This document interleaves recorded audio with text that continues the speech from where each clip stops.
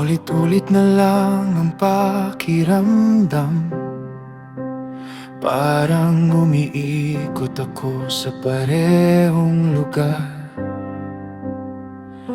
Parehong fears, parehong dahilan kung bakit hindi ako makausap. Minsan gusto ko namang magbago, pero takot akong mawala ang kontrol. Kaya kahit alam kong may tatahakin pa, mas pinipili kong manatili. Pero hindi mo ako tinawag para mabuhay sa takot habang buhay. May mga bundok talagang kailangang akyatin kahit nangingin. At habang mas pinakikinggan kita, mas naiintindihan kong kaya ko pala.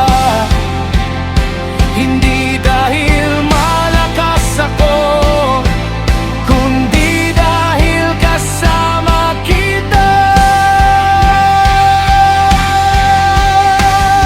Kapag ikaw ang nauna sa daan, hindi ako dapat umatras. Diyos ko, ayoko nang umikot dito sa takot at pagdududa ko. Kapag tinatawag mo akong humakbang, bigyan mo ako ng courage.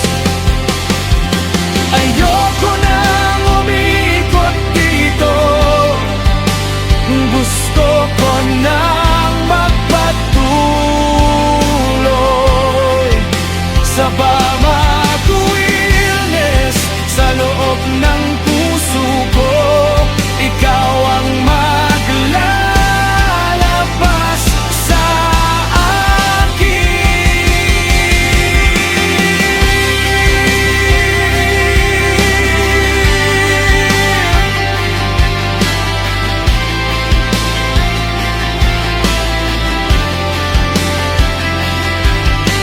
Hindi ko man alam ang buong future, ayoko nang manatiling bihag ng what ifs.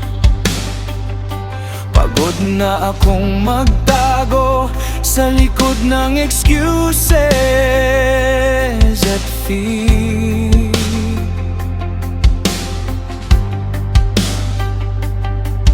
Kaya kahit mabagal ang steps ko, pipiliin ko pa rin maglakad. Dahil mas gusto kong sumubok kaysa magsisi habang buhay. Kapag hawak mo ang bukas ko, may lakas akong humakbang.